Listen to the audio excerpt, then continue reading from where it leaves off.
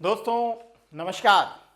स्वागत है आप सभी का आपके अपने परिवार यूपीपीएससी स्टडी आईक्यू पर। देवियों सज्जनों, आप सभी जानते हैं कि उत्तर प्रदेश पीसीएस मेंस का पेपर आपका मार्च में लगा हुआ है और आप बहुत जोर शोर से पढ़ाई कर भी रहे होंगे। हमारी वेल विशेस भी हैं आप सभी के साथ। लेकिन पेपर 6 का एक बहुत इंपॉर्टेंट पार्ट है, दैट इज इकोनॉमी। और इकोनॉमी को लेकर के उत्तर प्रदेश सरकार के द्वारा अभी हाल ही में बेसिकली एक इकोनॉमिक सर्वे पब्लिश किया गया है। ज़्यादा नहीं, 10 पेज की बात करेंगे, लेकिन ये इकोनॉमिक सर्वे का डेटा हमारे लिए मल्टीप्लायर इफेक्ट के रूप में काम करता है। देखिए, इकोनॉमिक सर्वे जो है वो पिछले वर्ष का पूरा आर्थिक लेखा जोखा आपको रिप्रेजेंट करेगा। एग्रीकल्चर में उत्तर प्रदेश सरकार ने क्या किया, इंडस्ट्री में सरकार क्या कर रही है, सर्विस सेक्टर में क्या कर रही है। अब बजट भी आएगा, बजट भी आपके साथ डिस्कस करेंगे, लेकिन इकोनॉमिक सर्वे से आपको एक सही तस्वीर पता चलती है कितना सशक्त है उत्तर प्रदेश की इकोनॉमी, निवेशकों का कितना भरोसा बन रहा है उत्तर प्रदेश की इकोनॉमी के ऊपर, और आगे किस प्रकार से उत्तर प्रदेश लीड करेगा या आगे की कैसी एक भविष्य कि कैसी तस्वीर आपको देखने के लिए मिल सकती है, उसका अनुमान लगाना आपके लिए सहज हो सकता है। इसी क्रम में बेसिकली उत्तर प्रदेश आर्थिक समीक्षा को थोड़ा आपके साथ डिस्कस करेंगे, जो हमारे मेंस परीक्षा के लिए काफी ज्यादा इंपॉर्टेंट होगा, और उत्तर प्रदेश की जो भी प्रीलिम्स की परीक्षाएं हैं उनके लिए भी ये एक रामबाण के रूप में काम करेगा। तो फटाफट देख लेते हैं आपके साथ उत्तर प्रदेश का इकोनॉमिक सर्वे। जितना भी इकोनॉमिक सर्वे है उसको मैंने सिर्फ और सिर्फ एक पेज में बेसिकली ढाल करके रखा हुआ है, इससे ज्यादा कुछ नहीं। इसी प्रकार आपसे भी आशा करूंगा कि जो भी ग्राफ है, चार्ट है, वो अपने दिमाग से आप बनाइए। मैं कुछ अपने बनाऊंगा यहाँ पर, ताकि आपको ये समझ में आ सके कि आप कैसे इसका यूज कर सकते हैं अपने आंसर राइटिंग में। तो फिलहाल देखिए, आर्थिक समीक्षा 2025-26 की है ये, और माननीय वित्त मंत्री जी के द्वारा इसको प्रस्तुत किया गया है। अगर आप यहाँ अभिभाषण देखें, यहाँ 9/2/2026 को बेसिकली प्रस्तुत किया गया था। यहाँ पर आप इसको देखें तो माननीय अध्यक्ष महोदय ने यही चीज लिखी हुई है, थोड़ा सा बड़ा कर लेते हैं। चलिए, ऐतिहासिक पल के साक्षी है जब उत्तर प्रदेश सरकार भारत सरकार के अनुवर्त अपनी आर्थिक समीक्षा पहली बार प्रस्तुत कर रही है। ठीक है, तो पहली बार सदन में प्रस्तुत किया गया। प्रदेश की आर्थिक समीक्षा केवल आंकड़ों का संकलन नहीं होता, बल्कि हमारे राज्य की कैसी प्रगति है, जनता की कौन सी आकांक्षाएं हैं और भविष्य की कौन सी संभावनाएं हैं, तीनों का एक जीवंत दस्तावेज बेसिकली आपके सामने रिप्रेजेंट करता है एक आर्थिक समीक्षा, चाहे भारत की हो चाहे उत्तर प्रदेश की हो। 2025-26 आर्थिक समीक्षा प्रस्तुत की गई है। भारत की सांस्कृतिक धरोहर, ऐतिहासिक गौरव का प्रतीक, आज नई आर्थिक दृष्टि और ऊर्जा के साथ अपने लक्ष्यों की तरफ अग्रसर है। प्रदेश की अर्थव्यवस्था 25 करोड़ से अधिक नागरिकों की आकांक्षाओं को प्रतिबिंबित कर रही है। आप इसको पढ़ सकते हैं। राज्य की आर्थिक स्थिति को अगर आपके साथ देखा जाए तो सबसे पहली चीज यह है कि अर्थव्यवस्था 8 सालों में अपने दोगुने से भी अधिक की तरफ जा चुकी है। दोगुना 2016 में 17 में जब माननीय योगी आदित्यनाथ जी की सरकार आई थी, उस समय प्रदेश की अर्थव्यवस्था का आकार 13 लाख करोड़ का लगभग हुआ करता था, जो 2024-25 में 30 लाख करोड़ को टच कर चुका है, अर्थात 2 गुने से भी अधिक जा चुकी है ये। ठीक है, तो 2024-25 में 30 लाख करोड़ हो चुका है, और अनुमान किया जा रहा है कि जो 2025-26 है 6 लाख करोड़ की और बढ़ोतरी हो सकती है इसमें 2025-26 में। तो ये एक जो बहुत बड़ा एक ट्रेंड आपको देखने के लिए मिला कि मतलब 8 सालों में दोगुना से अधिक, 13 लाख से 30 लाख करोड़, और एक ही साल में सरकार ये एक्सपेक्ट कर रही है कि 30 लाख करोड़ की हमारी इकोनॉमी हो जाएगी। तो इसके पीछे बहुत बड़े ग्लोबल इन्वेस्टर समिट का भी योगदान है। हमारे जो इकोनॉमिक्स मंत्री जी हैं वो अभी हाल में वर्ल्ड इकोनॉमिक फोरम की यात्रा पे भी गए थे, वहां पर भी उन्होंने बहुत से एमओयू को साइन किया है।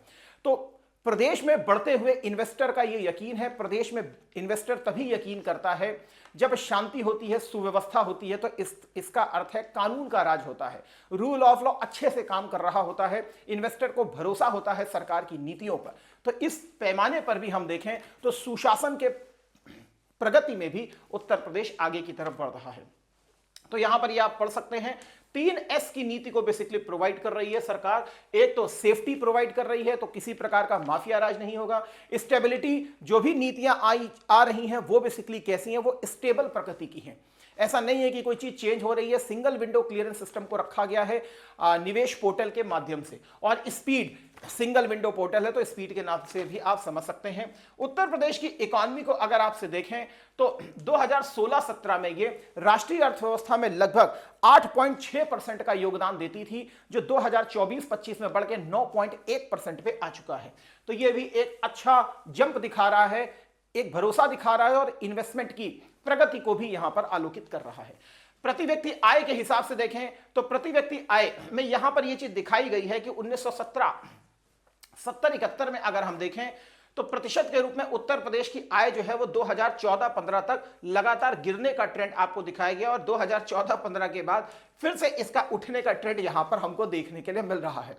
तो सरकार अपने तरीके से चीजों को जस्टिफाई करने का प्रयास करती है, तो ठीक है, कोई बात नहीं है, लेकिन इतना आपको याद करने की नीड नहीं है, ना ही इतना आप कर पाएंगे। आप इसको देख लीजिए कि 2016-17 में लगभग 54,000 रुपए हमारी प्रति व्यक्ति आय हुआ करती थी, जो 2024-25 में दोगुने को क्रॉस कर चुकी, 2 गुने तक जा चुकी है। 2 गुना कर लीजिएगा, 54 और वो भी हो जाएगा, तो 1,08,000 के आसपास पहुंच जाएंगे आप। तो 2 गुना लगभग आपको यहां पर भी देखने के लिए मिल रहा है, और इसका अगले साल 2025-26 में 1,20,000 होने का अनुमान है। तो आप भी बताइए कि वैसे ये प्रति व्यक्ति आय की तरफ ये गए हैं, तो प्रति व्यक्ति आय अब बिल्कुल इकॉनमी की सही तस्वीर प्रस्तुत कर भी पा रही है कि नहीं कर पा रही है, ये भी अपने आप में बहुत बड़ी चीज होती है। लेकिन प्रति व्यक्ति आय का बढ़ना एक संकेत होता है कि बेसिकली उस प्रदेश की अर्थव्यवस्था में एक जीवंतता है, इन्वेस्टर का भरोसा भी है, और उसका secondary sector, tertiary sector, primary sector, ये कहीं ना कहीं एक अच्छे लेवल पर वर्क कर रहे हैं। तो ये एक अच्छा डेटा है, ठीक है। फिर यहां पर आता है प्रति व्यक्ति जीडीपी के हिसाब से देखें प्रति व्यक्ति आय, तो आप याद कर भी सकते हैं, नहीं तो केवल एक याद कर लीजिए, नहीं तो फिर आंकड़ों की बॉम्बार्डिंग हो जाएगी। मतलब वही याद कर लीजिए, 54,000 से 1,08,000 तक हम लगभग पहुंच गए, 1,20,000 तक हमें अब इस साल हम हो जाएंगे।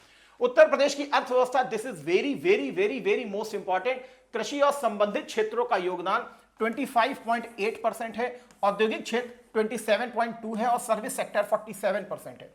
देखिए, किसी भी इकॉनमी को बिल्डअप होने के लिए उसका औद्योगिक क्षेत्र का वृद्धि करना बहुत जरूरी है, क्योंकि यही आपकी प्रोडक्टिविटी को बढ़ाता है, मैन्युफैक्चरिंग को बेसिकली प्रमोट करता है। अभी हाल में इंडिया EU FTA भी आपको होता हुआ दिखाई पड़ा था, न्यूजीलैंड के साथ FTA हमने किया। ये सारी चीजें जो है उत्तर प्रदेश की इकॉनमी को भी बूस्टअप देने वाली हैं, क्योंकि उत्तर प्रदेश के भी बहुत सारी ऐसे सेक्टर्स हैं जिसको डायरेक्ट बेसिकली लाभ मिलेगा, खासकर न्यूजीलैंड की मार्केट में भी, और EU के साथ जो FTA हमने किया है उसकी मार्केट में भी, ठीक है। तो यहां पर अगर देखें एग्रीकल्चर, वैसे तो उत्तर प्रदेश की जो शहरीकरण को अगर आप देखते हैं तो लगभग 22% के आसपास आपको शहरीकरण देखने के लिए मिलता है। स्टिल हमारी लगभग 77% जनसंख्या जो है अभी भी ग्रामीण सेक्टर में रहती है। एक बड़ा सेक्टर जो है हमारा अभी भी ग्रामीण में ही जुड़ा हुआ है, और ग्रामीण सेक्टर का जो कृषि का जो योगदान है जीडीपी में 25% है।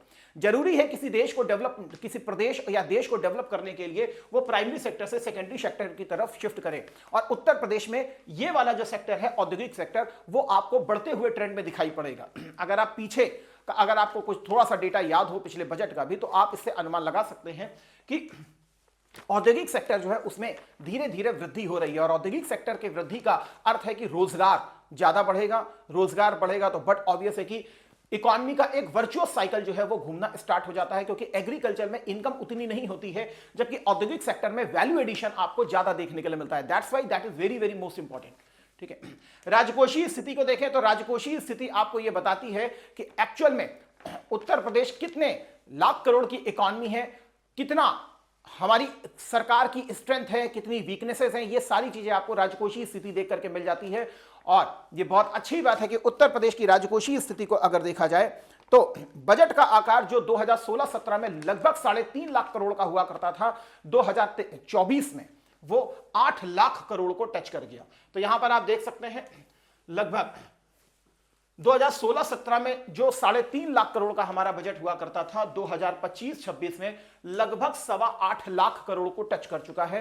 तो एक बहुत बड़ा ड्रास्टिक जंप आपको दिखा रहा है बजट के आकार में। तो बट ऑब्वियस है, और अब इस बजट को भी आपको तुलना करनी चाहिए। अगर इस बजट को आप देखें तो बजट में सबसे ज्यादा जो फोकस किया गया वो आपके पूंजीगत कैपिटल गुड्स को बेसिकली बनाने पर फोकस किया गया है। पूंजीगत गुड्स का अर्थ होता है जैसे रोड बनाई गई, जैसे इंफ्रास्ट्रक्चर बनाया गया, जैसे भवन बनाए गए।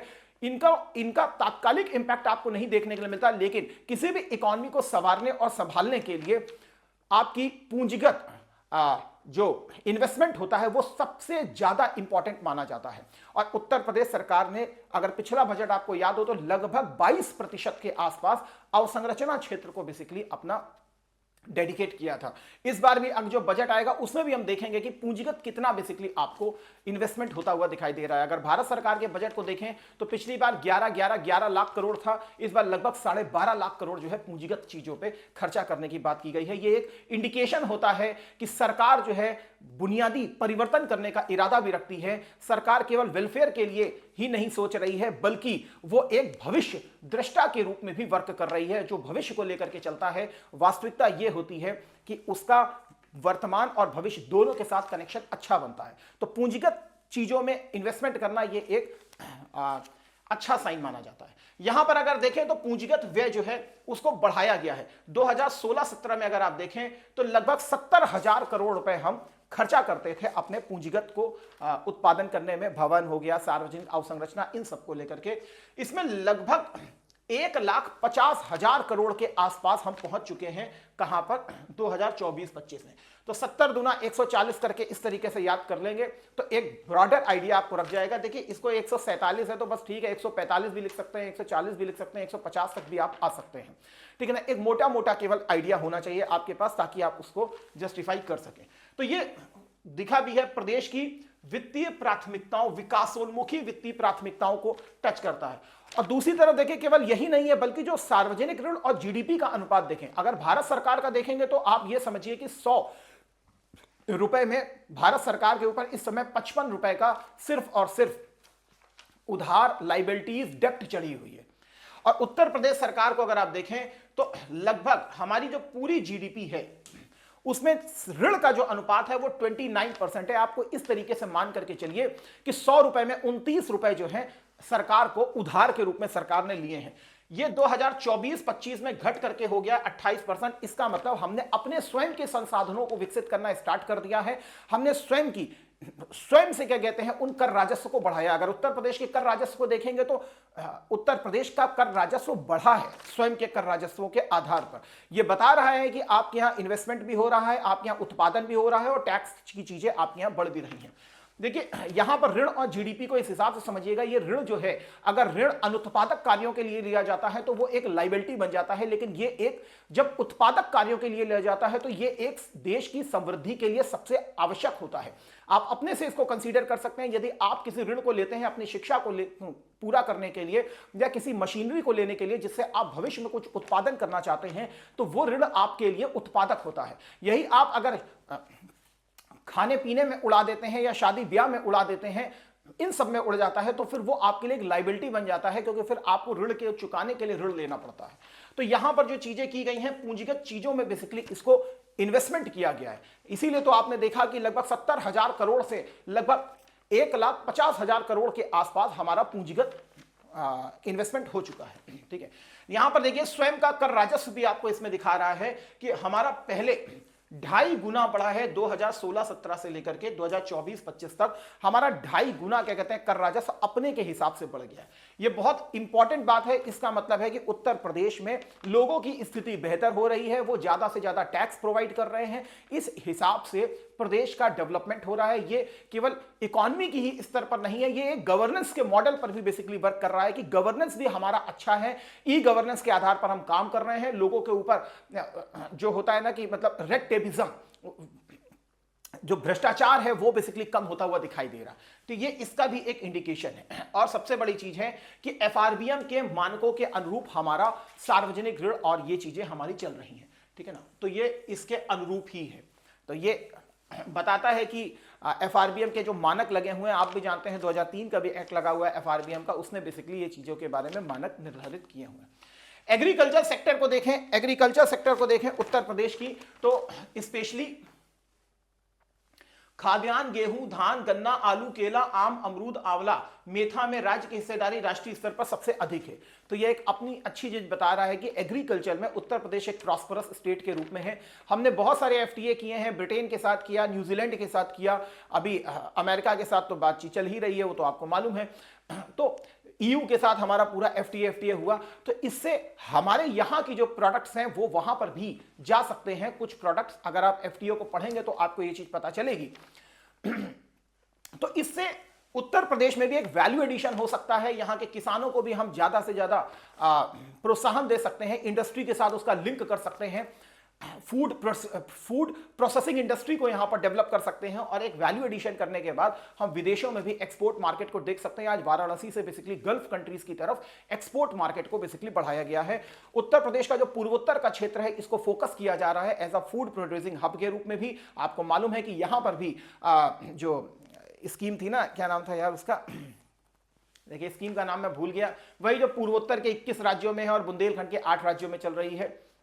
उसमें basically I think so world bank जो है वहां के किसानों को बेसिकली मदद भी दे रहा है और उनको स्पेशली ट्रेनिंग भी प्रोवाइड कर रहा है, ठीक है ना। तो स्कीम का नाम क्या है आप लोग बताइएगा, 28 जिलों में लगी हुई है, उसका नाम मैं स्किप कर गया हूं थोड़ा सा, ठीक है।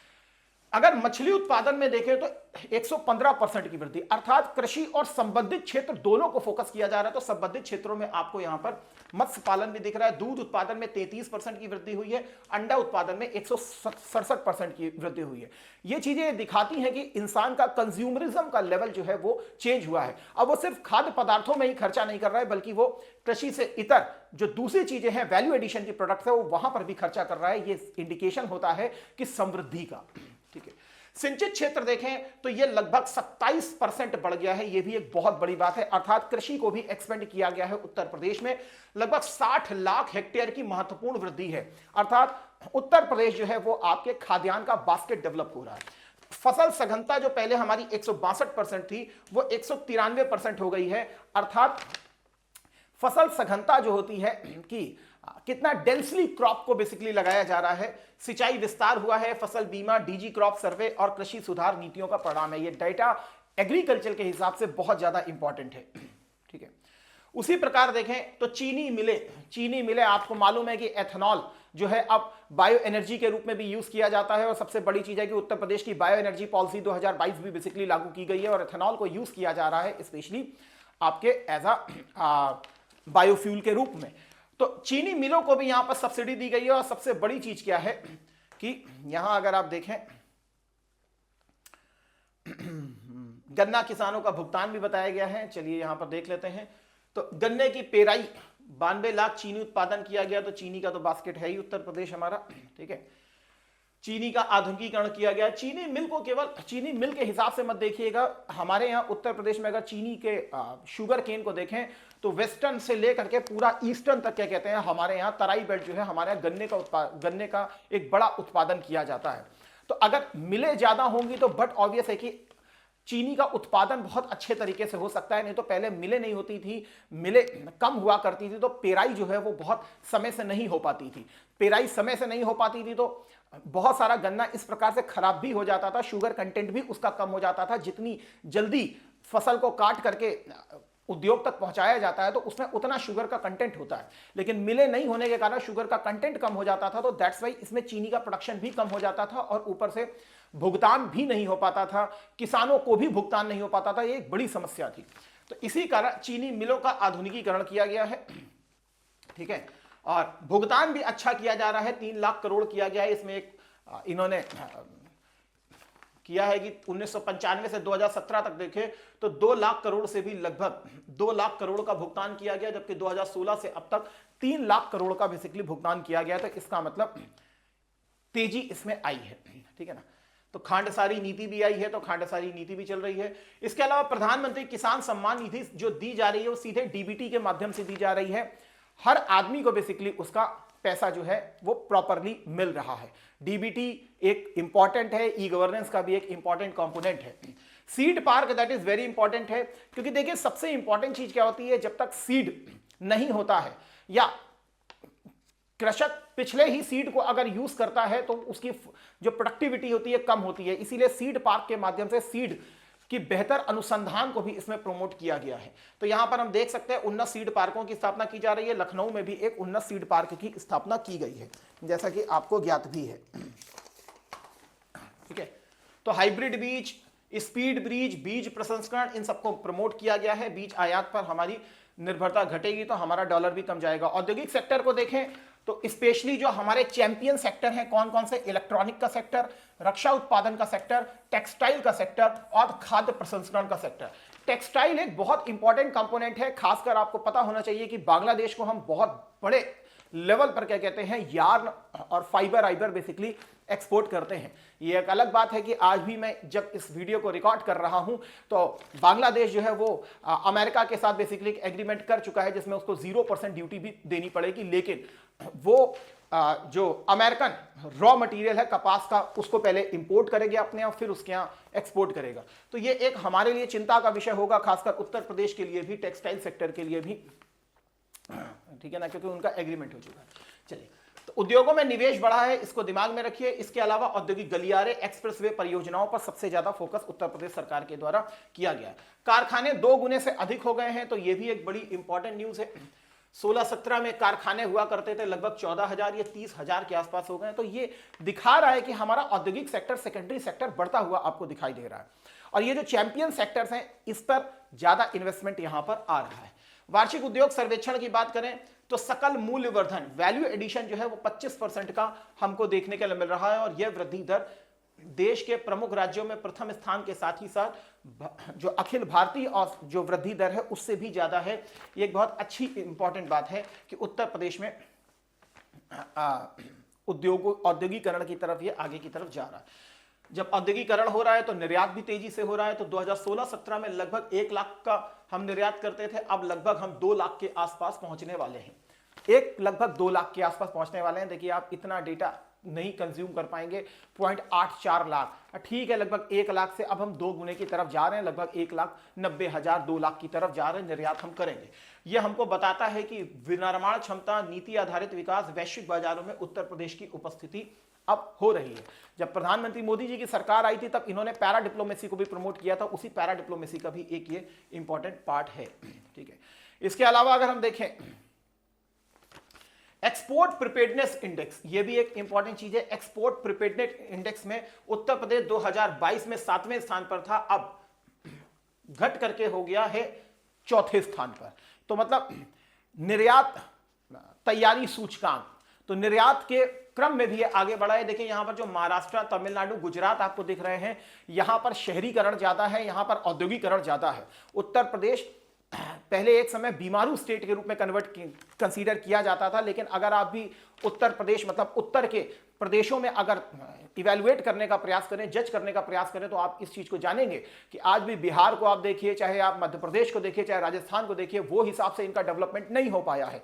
लेकिन उत्तर प्रदेश में डेवलपमेंट जो है इनसे कई गुना, कोसों गुना ज्यादा आगे जा चुका है। अब आप ये समझ लीजिए।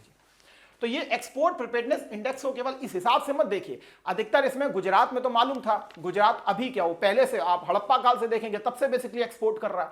दूसरा, अगर महाराष्ट्र, तमिलनाडु को देखेंगे तो इनका भी एक अच्छी लोकेशन है, स्वतंत्रता पश्चात से ही इनका डेवलपमेंट ज्यादा है, आप ये भी जानते हैं। लेकिन उत्तर प्रदेश अगर इस पे आ रहा है तो ये एक बहुत बड़ा कमेंडेबल अचीवमेंट है।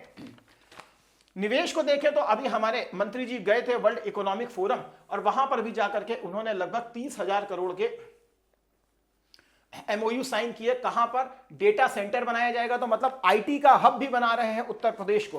खासकर आप गौतम बुद्ध नगर, नोएडा को देखेंगे तो आईटी हब के रूप में इसको डेवलप करने का प्रयास किया जा रहा है। फूड प्रोसेसिंग, तो बिना कृषि के तो कुछ हो ही नहीं सकता। कृषि में हम वैसे भी नंबर 1 पे चल रहे हैं, तो फूड प्रोसेसिंग पे लेकर के आना है, और फूड प्रोसेसिंग जैसे ही होगी तो यहीं का खाना उठा उठा करके हम यूरोपियंस को भी खिलाएंगे, खाओ। रिन्यूएबल एनर्जी, तो रिन्यूएबल एनर्जी में पीएम सूर्य घर बिजली योजना भी देख सकते हैं। ये तो अंडरस्टूड है ना यार, 25 करोड़ की जनसंख्या है, रिन्यूएबल एनर्जी यहां पर ज्यादा नहीं होगी तो फिर कहां होगा? पीएम सूर्य घर बिजली योजना यहां पर अगर सफल नहीं होगी तो कहां पर होगी? हम पूरा अपने आप में एक देश है, खुद ही समझ लो इस हिसाब से।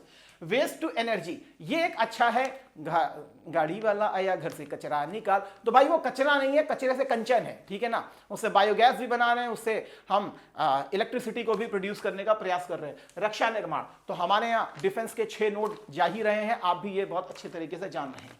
स्टार्टअप इकोसिस्टम रैंकिंग में देखें तो स्टार्टअप के मामले में उत्तर प्रदेश ए पर है, और स्टार्टअप पॉलिसी भी उत्तर प्रदेश ने अपनी स्पेशली जारी की गई है, और उस स्टार्टअप पॉलिसी के तहत पूंजीगत अनुसंधान, अप्रेंटिसशिप वाला, मार्केट लिंक, इन तीनों को बेसिकली प्रमोट किया गया है स्टार्टअप पॉलिसी के तहत। इसके अलावा वन डिस्ट्रिक्ट वन प्रोडक्ट वैश्विक पहचान इसको मिली है, और ये सबसे इंपॉर्टेंट औद्योगिकरण के लिए इंपॉर्टेंट है। स्थानीय स्तर पर रोजगार भी उपलब्ध कराता है, पूंजीगत सब्सिडी भी उपलब्ध कराता है, और आपको आज मालूम है कि एमएसएमई सेक्टर के तहत लगभग 20 लाख करोड़ का बिना कोलेक्ट्रल लोन भी अब सैंक्शन करने की बात हुई है, ठीक है ना।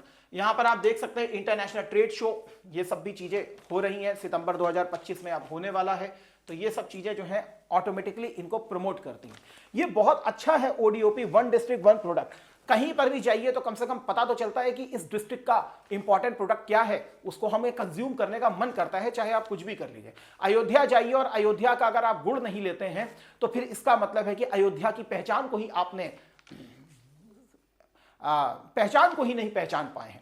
तो अब आप वहां जाएंगे, मालूम है कि ओडीओपी यहां पर गुड़ है, नहीं चाहते वो भी आपको खरीदना पड़ेगा, तो गुड़ की एक पूरी बेल्ट बनी हुई है। आप इसको केवल 1 किलो 2 किलो गुड़ में मत देखिए, ये पूरा चीनी मिलों से लेकर किसान से लेकर के गन्ना से लेकर के पूंजीगत सब्सिडी, पूरा एग्रीकल्चर, वही 25.7%, वो सारी चीजें आपको देखने के लिए मिलती है, ठीक है। कंप्लायंस रिडक्शन में उत्तर प्रदेश प्रथम स्थान पर आ चुका है, तो ईज ऑफ डूइंग बिजनेस में उत्तर प्रदेश जो है ट्रस्ट बेस्ड गवर्नेंस की ओर अग्रसर हो गया है। यहां पर डिजिटल, पारदर्शी, ये सारी चीजों को बेसिकली यूज किया जा रहा है। निवेश मित्रा के माध्यम से सिंगल विंडो पोर्टल आपको प्रोवाइड करवाया गया है। इसके अलावा डीरेगुलेशन सुधार किए गए हैं, मतलब कंप्लायंस सिस्टम को कम से कम किया गया है ताकि ऑफिस और बिजनेसमैन जो है उसमें कम से कम लिंकेज हो, जो भी चीजें रहें वो बेसिकली ऑनलाइन के माध्यम से ही हो जाए। मैं यहां जितनी भी बात कर रहा हूं इसके आधार पर बात कर रहा हूं, ठीक है। युवा कौशल को देखें, ह्यूमन डेवलपमेंट सबसे इंपॉर्टेंट होता है किसी भी प्रदेश के लिए, किसी भी देश के लिए। उसके लिए शिक्षा भी होनी चाहिए, स्वास्थ्य भी होना चाहिए, कौशल प्रशिक्षण भी होना चाहिए। तो युवा कौशल विकास को देखें तो मुख्यमंत्री अभ्युदय योजना भी चल रही है, हमारे यहाँ प्रशिक्षण को प्रमोट किया गया है। अभी थोड़े दिन पहले मैंने एक सेशन भी आपके लिए लिया था जिसमें अखबारों में मैंने आपको शिक्षा की स्थिति के बारे में बताया था, और बताया था कि बेसिकली उत्तर प्रदेश में कुछ स्कीम्स भी चल रही हैं, जिसमें मैंने सीएम हायर एजुकेशन को लेकर बताया था, जिसमें कि जब आप ग्रेजुएशन के लास्ट फेज में होते हैं तो आपको उद्योगों के साथ लिंक किया जाता है। उसी प्रकार एक एईडीपी योजना भी थी। एईडीपी योजना के माध्यम से जैसे ही आप अपने ग्रेजुएशन में एंट्री करते हैं, पूरी पढ़ाई के दौरान आपको उद्योगों से लिंक करके बेसिकली अप्रेंटिसशिप प्रोग्राम के द्वारा उसमें जोड़ा भी जा रहा है। इसके थ्रू आपको कौशल विकास भी होता है, समय से आपको सारी चीजें भी प्राप्त होती हैं, उसका सर्टिफिकेट भी मिलता है। इसके थ्रू जब आप रोजगार मार्केट में जाते हैं तो आप एक कुशल व्यक्ति के रूप में बेसिकली रोजगार मार्केट में एंट्री भी करते हैं। तो मुख्यमंत्री अभ्युदय योजना में प्रतियोगी परीक्षाओं को फोकस किया जाता है। खेल को लेकर के वन डिस्ट्रिक्ट वन स्टेडियम भी चल रहा है भाई, हाँ। 3 स्पोर्ट्स कॉलेज संचालित किए जा रहे हैं। मेरठ में मेजर ध्यानचंद खेल विश्वविद्यालय की स्थापना की गई है, हाँ। लखनऊ में गुरु Govind Singh sports college, sports science and injury management centre की स्थापना की गई है, ठीक है। एक जनपद एक खेल योजना चल रहा है, हाँ। वन डिस्ट्रिक्ट वन खेल योजना भी आपकी चल रही है। 72 जनपदों में खेलो इंडिया केंद्र भी स्थापित किए गए हैं। शिक्षा की बात करें तो 38 राज्य विश्वविद्यालय हैं हमारे यहाँ और 52 निजी विश्वविद्यालय हैं। ये भी इंपॉर्टेंट चीज है, 38 राज्य विश्वविद्यालय, बस इनको अच्छा कर लें वो ज्यादा अच्छा है। महिला सुरक्षा की तरफ आए तो महिलाओं को प्रति उनके मतलब सुरक्षा के लिए जीरो टॉलरेंस की नीति अपनाई गई है। सेफ सिटी परियोजना भी चल रही है। सेफ सिटी के तहत बोर्ड्स लगते हैं सेफ सिटी के, ये एक अच्छी परियोजना है जिसके तहत ये पता चलता है कि ये सेफ सिटी है, केवल महिलाओं के लिए नहीं बल्कि सभी के लिए सेफ सिटी है। महिला पुलिस बीट का क्रिएट किया गया है, सीसीटीवी नेटवर्क्स लगाए गए हैं, एंटी रोमियो स्क्वाड्स बनाए गए हैं। सबसे इंपॉर्टेंट चीज जो है वो मिशन शक्ति भी आपका चल रहा है, तो मिशन शक्ति को भी आप जान रहे हैं। महिलाओं को नाइट शिफ्ट के लिए, स्पेशली नाइट शिफ्ट के लिए औद्योगिक कार्यों के लिए अवसर प्रदान किए जा रहे हैं। मिशन शक्ति के तहत सुरक्षा भी चीज दी जा रही है, स्वास्थ्य रोजगार सेवाओं से इनको एकीकरण किया जा रहा है। इनके लिए स्पेशली क्या कहते हैं जो हॉस्टल फैसिलिटी है उसको भी बनाने का प्रयास किया जा रहा है। कन्या सुमंगला योजना भी हमारे यहाँ चल रही है, ठीक है, लाभान्वित हुई है। इसका उद्देश्य क्या है? लिंगानुपात को ठीक करना है, कन्या भ्रूण हत्या को रोकना है, बालिकाओं के स्वास्थ्य, शिक्षा और सम्मान को बढ़ावा देना है। आज सबसे इंपॉर्टेंट चीज जो है, कन्या भ्रूण हत्या तो फिर भी कम हो चुकी है, कन्या के जन्म के बाद उसकी जो परवरिश होती है, अंडर 5 मोर्टेलिटी रेशियो जिसको आप देखते हैं, वो हमारे लिए थोड़ा चिंता का विषय है। बेटी का जन्म तो हो जाता है, लेकिन उसका वाकई प्रॉपर टेक केयर हो पाता है कि नहीं हो पाता, ये एक सबसे बड़ी चिंता है। मुख्यमंत्री सामूहिक विवाह योजना भी चल रही है भाई। हाँ, विवाह करो भैया, ठीक है ना, पढ़ाई तो कर लो पहले। अनुसूचित जाति जनजाति मतलब वंचित वर्गों के प्रति भी देखें तो वंचित वर्गों में महिला भी आती हैं, अनुसूचित वर्ग भी आते हैं, ओबीसी भी आते हैं, ये भी आते हैं, दिव्यांग भाई बहन भी आते हैं, वो भी आते हैं। राज्य के अनुसूचित जाति छात्रावासों में निःशुल्क सुविधा उपलब्ध कराई जाती है, आवासीय, ठीक है ना। तो इसको आप देख सकते हैं, दोनों के लिए ही है, एससी के लिए भी और एसटी वर्ग के लिए भी। उसी प्रकार ओबीसी वर्ग के लिए देखें तो इनको भी बेसिकली पूर्ण दशम छात्रवृत्ति योजनाएं बेसिकली चल रही है, ठीक है। तो इनको आप कम से कम देख सकते हैं, लाभान्वित किया गया। इनको आप याद करने का मतलब नहीं है, बस केवल इतना होना चाहिए, छात्रवृत्ति योजनाएं चल रही है, पूर्व दशम योजना भी चल रही है और दशमोत्तर मतलब 10वीं के बाद उसको भी कर रही है। इंफ्रास्ट्रक्चर को देख लीजिए, infrastructure that is very important. Express way प्रदेश हम कहते हैं आज उत्तर प्रदेश को। 7 एक्सप्रेस वे संचालित है, मतलब वो रनिंग पे आ चुके हैं। 3 का और निर्माण हो रहा है, बल्कि एक्सपेंड भी किया जा रहा है। गंगा एक्सप्रेस वे आप जान रहे हैं, इलाहाबाद से इसको एक्सप्रेस करके पूरा आपके विंध्याचल बेल्ट को कनेक्ट किया जा रहा है और इधर मेरठ से कनेक्ट करके हरिद्वार तक उसको कनेक्ट कर रहे हैं। 12 नए एक्सप्रेस वे प्रस्तावित हैं, अर्थात कुल 22 एक्सप्रेस वे पर पूरा काम चल रहा है, जिसमें 7 कंप्लीट हो चुके हैं। देश का प्रथम अर्बन रोपवे प्रोजेक्ट निर्माणाधीन है। देखिए, शहरीकरण की मुसीबतें हैं, ठीक है ना, क्या कि शहरीकरण हो जरूर रहा है, लेकिन अनियोजित शहर विकास भी होता है, क्योंकि जो इकोनॉमिक इंपॉर्टेंट सेंटर्स होते हैं, इकोनॉमी के इंपॉर्टेंट सेंटर्स होते हैं, बट ऑब्वियस रहता है कि वहां पर लोगों की भीड़ ज्यादा होती है। फिलहाल उत्तर प्रदेश सरकार इन सबको काउंटर करने के लिए एससीआर का मॉडल भी लेके आई और इसके अलावा अब विंध्याचल का भी एक कनेक्टिंग मॉडल लेकर के आ रही है। जैसे एससीआर बना रही है, वैसे ही विंध्याचल को कनेक्ट करते हुए पूरा एक इकोनॉमिक कॉरिडोर का मॉडल वहां पर भी वो क्रिएट कर रही है। ये एक इंपॉर्टेंट चीजें होती हैं बढ़ते शहरीकरण को काउंटर करने के लिए, नहीं तो फिर शहरों में जाम की समस्या रहेगी। तो अर्बन रोपवे जैसे प्रोजेक्ट्स जो होते हैं, ये फिर आपके शहरीकरण की समस्या को कम करने का प्रयास करते हैं। शहरी परिवहन व्यवस्था में ये अपने आप में एक अच्छा प्रयास है, ठीक है।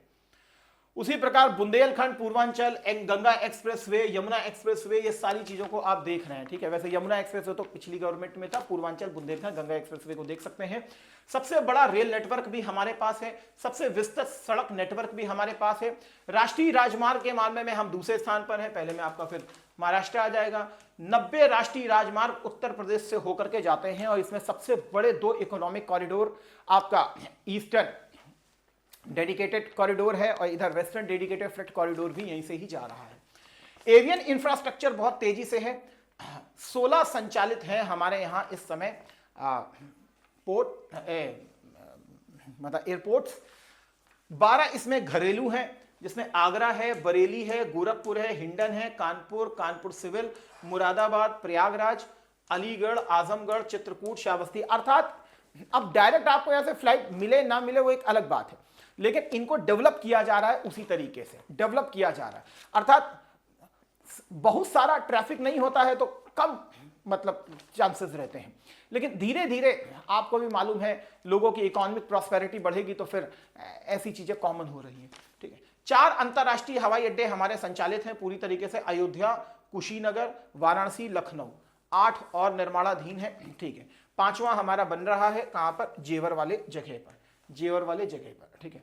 ग्रामीण क्षेत्रों में सड़क, बिजली, जल आपूर्ति में सुधार हुआ है। ये एक अलग बात है कि जल जीवन मिशन के तहत अभी आपने महोबा डिस्ट्रिक्ट में देखा भी था, मंत्री जी को रोक लिया गया था। यह भी एक बहुत बढ़िया बात थी और बहुत सही तरीका भी है। मेरा हिसाब तरीका आप असंतुष्ट हो सकते हैं, लेकिन देखने वाली बात थी कि मंत्री जी को उन्हीं के ही जो विधायक जी थे उन्होंने बेसिकली रोक लिया था। अब मंत्री जी का बाद में बयान भी आया था कि भाई मिल के बात कर लेते, लेकिन मुझे लगता है कि मैं अपने हिसाब से सोचता हूं कि शायद पहले मिले होंगे, नहीं उनकी इतनी सुनवाई हुई होगी हमारे विधायक जी की, तो उन्होंने फिर 80 प्रधानों को लेकर के रोक लिया। लेकिन उसके बाद देखिए काम कितनी तीव्रता से हुआ। तो ये एक संकेत है कि जो कंप्लेंट पहुंचे हमारे जनप्रतिनिधियों के माध्यम से हमारे मंत्री महोदयों के पास, तो कम से कम वो एक्टिव इस पे काम करें। नहीं तो कुछ हमारे विधायक ऐसे भी हैं जो प्रधानों को लेकर के सामने आ जाएंगे, तो फिर आपको काम करना पड़ेगा, फिर उसमें कोई बात नहीं हो सकती है। तो इसको मर्जर्ज मत कीजिए, हाँ हाँ ना। तो दैट इज दिस वन। सो विद्युत संयंत्रों की अगर बात की जाए तो विद्युत ऊर्जा व्यवस्था आपको बढ़ती हुई यहां पर दिखाई पड़ेगी। अगर 2016-17 में देखें तो 23,000 मेगावाट का उत्पादन हो रहा था, आज बढ़ के लगभग 36,000 मेगावाट का उत्पादन हो रहा है। नवीकरणीय ऊर्जा में भी उल्लेखनीय वृद्धि हुई है। तो मतलब ऊर्जा सेक्टर भी उत्तर प्रदेश में ठीक वर्क कर रहा है। ठीक है, सोलर एनर्जी सबसे इंपॉर्टेंट है क्योंकि हमारे यहां सोलर एनर्जी पॉलिसी भी लगी हुई है 27%। मुझे ये बताइएगा जो सोलर एनर्जी पॉलिसी है उसके तहत उत्तर प्रदेश सरकार कितना बढ़ाने के विचार रखती है इस पे। ठीक है, उत्तर प्रदेश राज्य विद्युत निगम लिमिटेड ताप विद्युत स्कंद दिसंबर, ठीक है, ताप विद्युत एनटीपीसी की बात कर रहे हैं यहां पे। ठीक है, ठीक है, मतलब पावर प्लांट भी ठीक तरीके से काम कर रहे हैं। मेट्रो कहां कहां पर चल रही है थोड़ा सा देख लीजिए, नोएडा, लखनऊ, कानपुर, आगरा, इसमें से कितनी स्मार्ट सिटीज हैं इनको भी बहुत अच्छे तरीके से याद रखिएगा। वाराणसी, गोरखपुर, मेरठ, प्रयागराज में नई परियोजनाएं प्रस्तावित हैं। इसके अलावा शहरीकरण को सुधारने के लिए, मजबूत करने के लिए रीजनल रैपिड ट्रांजिट सिस्टम परियोजना भी चल रही है उत्तर प्रदेश में। ये क्षेत्रीय विकास के हिसाब से बहुत इंपॉर्टेंट है। आपको मालूम है गाजियाबाद दानकुनी से लेकर के मेरठ तक बिल्कुल जा रही है। यहां पर आपको दिख रहा है मेरठ साउथ से लेकर नमो भारत ट्रेन का भी स्थापित हो चुका है। पूर्वी डेडिकेटेड फ्रेट कॉरिडोर का सबसे लंबा हिस्सा उत्तर प्रदेश से ही होकर जाता है, लगभग 1050 किलोमीटर का हिस्सा। ठीक है, लुधियाना से लेकर के दानकुनी पश्चिम बंगाल तक बेसिकली ये फैला हुआ है। बीडा का भी निर्माण किया गया है, तो बीडा आपके बुंदेलखंड के विस्तार को अच्छे तरीके से प्रमोट करेगा। और सबसे बड़ी चीज है ये एक सौर ऊर्जा एक्सप्रेस वे के रूप में डेवलप किया गया है। नगरीकरण तेजी से बढ़ रहा है, जैसा 2011 में 22% था, 2026 में 27% हो गया है। That is a very important चीज कि शहरीकरण हमारे यहाँ बढ़ रहा है, तो शहरीकरण की अब सुविधाओं की भी ज्यादा से ज्यादा अब डिमांड की जाएगी। तो that's why this one is very very important. 27% हो चुका है, ये इनका एक्सपेक्टेड है 2031 तक, 2026 तक 27% लगभग हो चुका है। नई टाउनशिप आ रही है, आपको मालूम है टाउनशिप पॉलिसी को बेसिकली उत्तर प्रदेश ने चेंज किया है, और टाउनशिप पॉलिसी के तहत लोग ज्यादा से ज्यादा टाउनशिप को बनाएं, प्रमोट करें, उन सबको प्रमोट करने के लिए भी काम चल रहा है। जल परिवहन को देखें तो यह भी एक शहरीकरण का एक अच्छा है, और ऊपर से औद्योगिक सेक्टर को बढ़ाने के लिए जरूरी है, टूरिज्म को बढ़ाने के लिए जरूरी है। पहला अंतर्देशीय जलमार्ग, राष्ट्रीय जलमार्ग की 425 किलोमीटर हमारे में स्थित है, वाराणसी से हल्दिया का मार्ग है, अयोध्या तक इसे बढ़ाने की बात की जा रही है। तो ये आगे जाके सिर्फ पर्यटन के रूप में काम नहीं करेंगे, इनको इंडस्ट्रियल सेक्टर से जोड़ करके जो हमारा लॉजिस्टिक सेक्टर है, लॉजिस्टिक कॉस्ट है, उसको कम से कम करने पर भी बल दिया जा रहा है। ठीक है, प्रथम मल्टी मॉडल टर्मिनल। देखिए मल्टी मॉडल टर्मिनल जो होता है, जो रोड से भी कनेक्टेड होता है, जो रेलवे से भी कनेक्टेड होता है, जो छोटे छोटे पोर्ट से भी कनेक्टेड रहता है, और बड़े बड़े सीज तक इसकी पूरी लेंथ जाती है। इस प्रकार से इसको कनेक्ट करने का प्रयास किया जाता है। मल्टी मॉडल टर्मिनल जितने भी होते हैं, रामनगर, मिर्जापुर में टर्मिनल ऑफ फ्रेट विलेज परियोजनाएं विकसित कर रहे हैं। ठीक है, 111 राष्ट्रीय जलमार्गों में उत्तर प्रदेश में कितनी है? 11 हैं। इन नदियों में अब पानी को भी अच्छे तरीके से फिल किया जाएगा, रोका जाएगा, उसका प्रॉपर देखा जाएगा, चैनल ठीक तरीके से चल रहा है कि नहीं चल रहा। तो सर्विस सेक्टर में आते हैं। सर्विस सेक्टर 47% हमारा योगदान देता है। नोएडा आज आईटी हब के रूप में हुआ है, बुंदेलखंड में झांसी को आईटी हब के रूप में हम डेवलप करने की बात कर रहे हैं, लखनऊ में आर्टिफिशियल इंटेलिजेंस का हम सेंटर बना रहे हैं, कानपुर को ड्रोन हब के रूप में बेसिकली विकसित किया जा रहा है। तो ये एक इंपॉर्टेंट चीज है।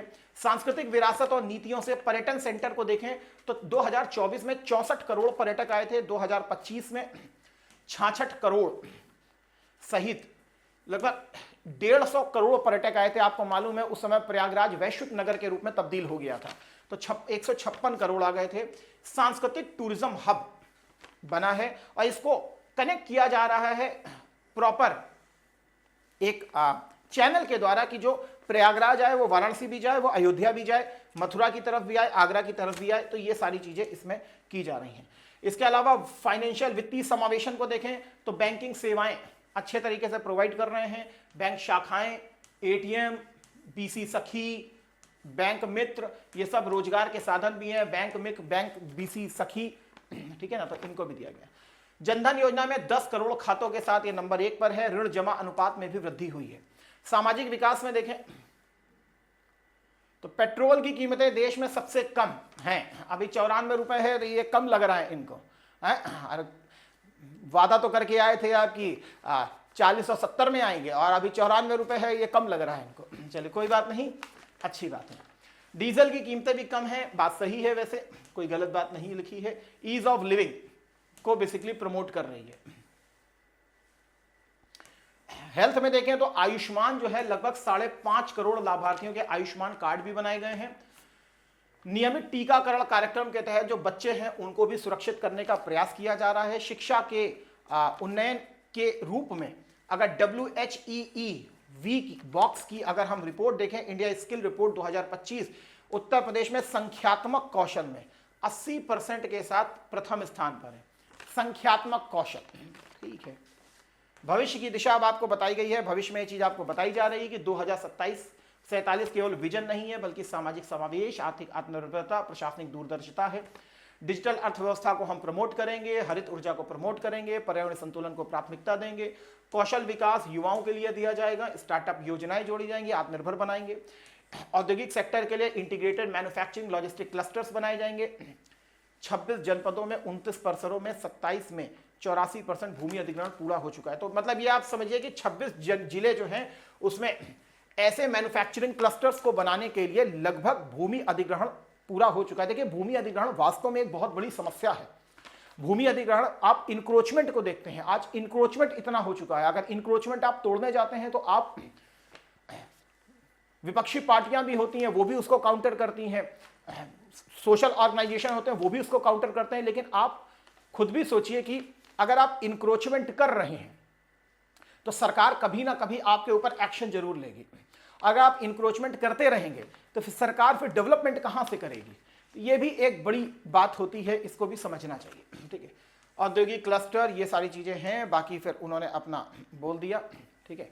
तो कम से कम इन सब चीजों को थोड़ा सा दिमाग में रखें, that is very very important for your mains examination. तो पूरी इकोनॉमिक सर्वे को हम लोगों ने देख लिया। बाकी आपसे बताना चाहेंगे हमारा पेपर 5, पेपर 6 का रिकॉर्डेड कोर्स भी अवेलेबल है। अगर आपको समस्या होती है इस पेपर में तो आप उसको ज्वाइन कर सकते हैं। उसमें मैंने बहुत सारे आंसर राइटिंग की है, बहुत सारे क्वेश्चंस लिखवाए हैं, आंसर्स लिखवाए हैं, और क्वेश्चन आंसर के बेसिस पर ही आप अपने पूरे के पूरे सिलेबस को खत्म कर सकते हैं। उसमें किसी भी प्रकार की कोई समस्या रहे तो आप डायरेक्टली व्हाट्सएप भी कर सकते हैं। अगर आपके किसी भाई बंधु परिचित को यूपी पीसीएस की तैयारी करनी हो तो हमारे बहुत सारे कोर्सेज चल रहे हैं, जैसे आरंभ 19.0 भी इस समय आपका संचालित है, ठीक है। कोई भी बैच लेना हो तो आप मेरे इस कोड को यूज कर सकते हैं, दैट इज साई लाइफ। इससे आपको मैक्सिमम डिस्काउंट मिलेगा और साथ में पर्सनली मुझसे जुड़ने का आपको मौका भी मिलेगा। तो इन्हीं शब्दों के साथ सेशन को यहीं विराम देते हैं। Thank you. जय हिंद, जय भारत, वंदे मातरम, God bless you all. Thank you so much.